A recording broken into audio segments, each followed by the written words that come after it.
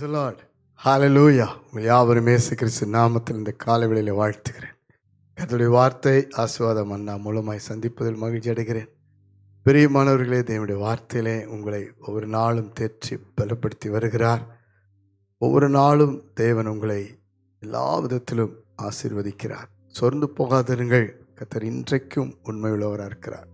இன்றைக்கும் தேவன் உங்களுக்கு சொன்னதை நிறைவேற்ற வல்லவராக இருக்கிறார். வேதத்தில் உங்களுக்காய் சொல்லப்பட்ட நிறைய வாக்குத்தத்தங்கள் உண்டு. ஒவ்வொரு நாளும் கர்த்தர் பேசுகிறார். அதையெல்லாம் நீங்கள் உறுதியாய் பற்றி கொள்ளுங்கள் விசுவாசிகள். இந்த காலை வேளையில் கூட கர்த்தர் உங்களுக்காய் பேசுகிற தீர்க்கமான வார்த்தையை பார்த்து ஜெபிக்க போகிறோம்.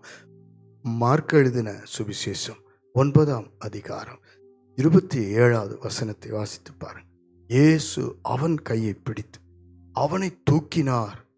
உடனே அவன் எழுந்திருந்தான்.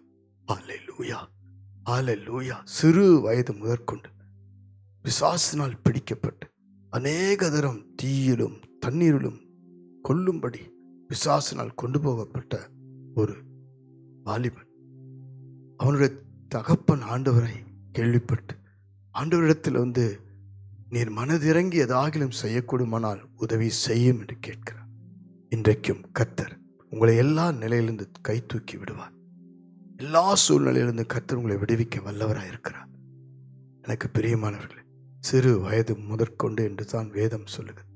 ஒரு விலங்கு வாழ்க்கையில் சிறு வயது முதற்கொண்டு வாலிபத்திலும் இந்த நாள் வரைக்கும் கூட ஒருவேளை அநேக சூழ்நிலைகள் உங்களுக்கு விரோதமாய் கட்டப்பட்டதாய், உங்களுடைய வாழ்க்கையை கட்டி வைக்கப்பட்டதாய், உங்களுடைய கண்ணீருக்கு, உங்களுடைய துக்கத்துக்கு, உங்கள் பாடுகளுக்கு விடுதலை இல்லாமல் இவ்வளோ கஷ்டத்தில், இவ்வளோ கடன் பாரத்தில், இவ்வளோ குடும்ப உறவற்ற நிலைமையில், எங்கே திரும்பினாலும் உங்களுக்கென்று ஒரு ஆதரவு இல்லாத நிலைமையில், தனிமை எல்லாம் இருந்தும் ஒரு குடும்ப அன்பு, சந்தோஷம், மகிழ்ச்சி இல்லாமல் கட்டப்பட்டிருக்கிற, குறிப்பாக பாவத்தில் விழுந்திருக்கிற, மீள முடியாத போராட்டங்களில் சிக்கியிருக்கிற, சோர்ந்து போயிருக்கிற, ஆவிக்குரிய வாழ்க்கையில் மனம் உடைந்திருக்கிற, யாரிடம் சொல்லுவது, யாரிடம் போய் கேட்பது என்று ஒரு மனவேதனையோடு இருந்த உங்களைத்தான் பார்த்து சொல்லுகிறார்.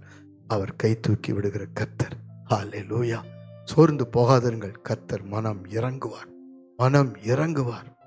அதே வேதத்தில் மார்க் 5ஆம் அதிகாரம் 41ஆம் வசனத்தில் ஒரு ஜெபாலய தலைவனுடைய மகள், சிறு குழந்தையை ஆண்டவர் சுகமாக்க வேண்டிக் கொள்ளும் பொழுது, ஆண்டவர் கொஞ்சம் தாமதப்படுத்தின பொழுது அவள் மரித்து போனாள் என்று செய்தி வந்தாலும் ஆண்டவர் பார்த்து சொன்னார், அவனை பார்த்து, பயப்படாத, விசுவாசம் உள்ளவனா இரு என்று சொல்லி. இன்றைக்கும் ஆண்டவர் சொல்லுகிறார், விசுவாசமா இருங்கள் என்று.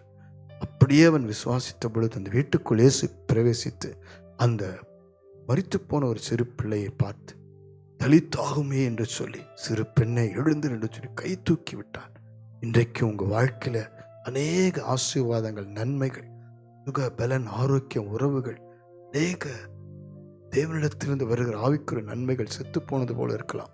எதுவுமே செய்ய முடியாத நிலைமையில் இருக்கலாம். உங்களுடைய குடும்ப உறவெல்லாம் செயலிழந்து இருக்கலாம். தேவன் உங்கள் பேரில் வச்ச திட்டங்கள், தீர்மானங்கள் எல்லாம் இன்று வரைக்கும் செயல்படாமல் கூட இருக்கலாம். கவலைப்படாதீர்கள், இயேசு பிரவேசிப்பார்.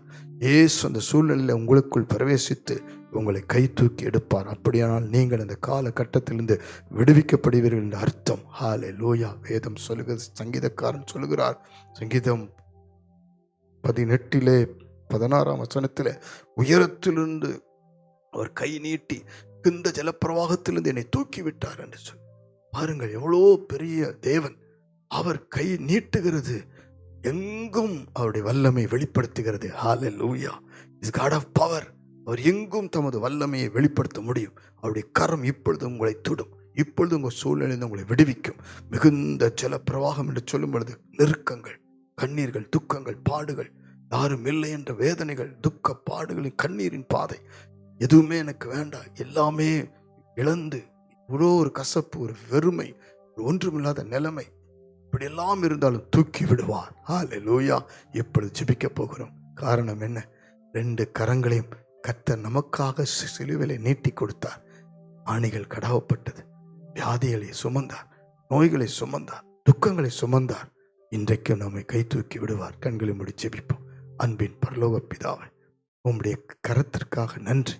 நீர் கை தூக்கி விடுகிற தேவன் என்பதை அறிந்து நாங்கள் துதிக்கிறோம். இப்பொழுது ஜெபிக்கிற அத்தனை குடும்பத்திலும் எந்தெந்த சூழ்நிலையிலிருந்து இவர்கள் விடுவிக்கப்பட வேண்டும், தூக்கி எடுத்து நிறுத்தப்பட வேண்டுமோ, இவருடைய வாழ்க்கையில் விழுந்த நிலைமைகள், சோர்ந்த நிலைமைகள், ஆதிப்படுக்கை நிலைமைகள், கடன் பாரங்கள், மிகுந்த ஜலப்பிரவாகம் போல் இருக்கிற வேலை ஸ்தலத்தில் இருக்கிற போராட்டங்கள், ஆண்டவரே வியாபாரத்தில் இருக்கிற ஆண்டவரே போராட்டங்கள், கஷ்டங்கள், நஷ்டங்கள், குடும்ப உறவுகள் அப்படியே மரித்து போன நிலைமையில இவருடைய ஆவிக்குரிய பலன், ஆவிக்குரிய வல்லமை, வரங்கள் அப்படியே ஆண்டவரே செயலற்று போன சூழ்நிலைகள், நீர் இந்த ஒவ்வொரு குடும்பத்தினர் வைத்திருக்கிற திட்டங்கள் எல்லாம் அப்படி இன்னும் செயல்படாமல் தடையாயிருக்கிற காலகட்டங்கள், அது மாத்திரமல்ல சிறு வயதிலிருந்து பாதிக்கப்பட்ட ஒவ்வொரு குடும்பத்துக்குள்ளும், ஒவ்வொரு பிள்ளைகளுக்குள்ளும், கணவன் மனைவிக்குள்ளும் இதுவரைக்கும் இருக்கிற எல்லா போராட்டங்களையும் கர்த்தர் விடுவித்து கை தூக்கி எடுத்து நிறுத்துவீராக.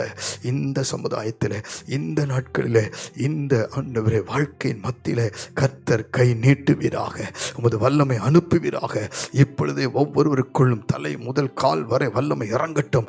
உம்மை விசுவாசிக்கிற, உம்மை நம்புகிற, உம்மை நோக்கி கூப்பிடுகிற, ஏதாகிலும் செய்யக்கூடுமானால் மனதிறங்கி உதவி செய்யும் என்று இப்பொழுது கேட்கிற அத்தனை பேருக்குள் உம்முடைய கரம் தொடுவதாக, வல்லமை இறங்குவதாக. இயேசுவின் நாமத்தில் ஜெபிக்கிறேன். கை தூக்கி விடுகிறீர், உமக்கு நன்றி. சாட்சியா நிறுத்தும் இயேசுவின் மூலம் பிதாவே. ஆமென், ஆமென், ஆமென். God bless you. கை தூக்கி விடுவார், கவலைப்படாதீர்கள்.